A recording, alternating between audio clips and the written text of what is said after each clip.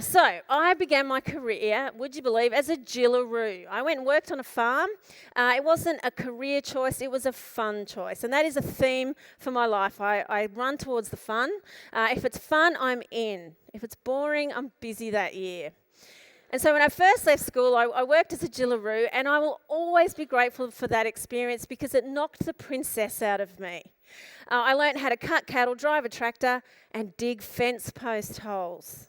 And when I'm Prime Minister, every kid will take a year off after they're done with school and work in primary industry because it's really hard work. And, oh, hooray. That's clearly a country person. It's really hard work. And honestly, if you did 2 years, when I'm Prime Minister, you get free rego for life. Vote 1, Lucy Bloom. So I love that experience. But to this day, honestly, a row of fencing to me is a thing of beauty.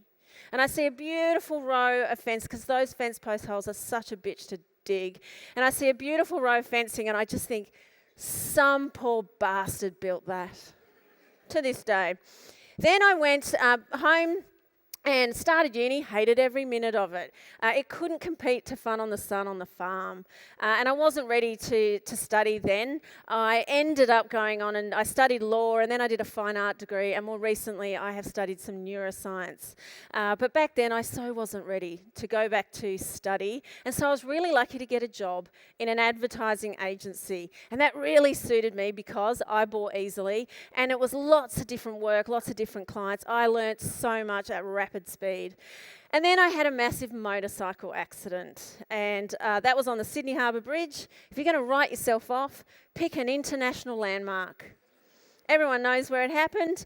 I had 14 reconstructive operations to stick me back together. I had bone grafts, artery grafts, tissue grafts, skin grafts, everything grafts to save my right leg. And in the end, they used surgery where they had to use my left leg to feed my right leg with blood supply. So they sewed my left leg to my right leg and left me like that for a month.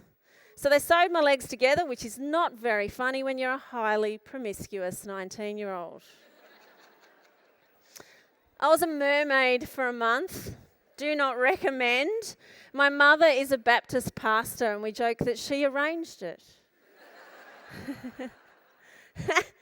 It was the hardest year of my life. It was so boring as well. And when I finally left hospital, what I did take with me was some gnarly scars. And that was quite a challenge for me as a 19-year-old adapting to having these really gnarly scars. Nobody saw my scars for 25 years. And then something happens. When women turn 40, I don't know what it is, you're born with a jar of fucks to give. And when you turn 40, the jar vanishes. I don't know where it goes. I don't have all the answers. But once women head into their 40s, they just have zero fucks to give. And I stopped caring what other people might think of my scars. And I bought my first pair of shorts in 25 years in my early 40s. Stopped worrying what anyone would think.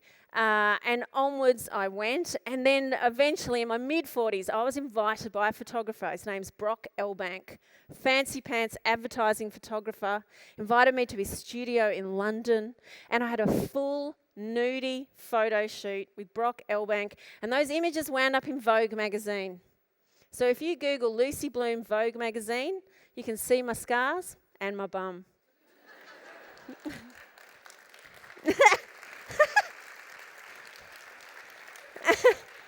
You're welcome. Just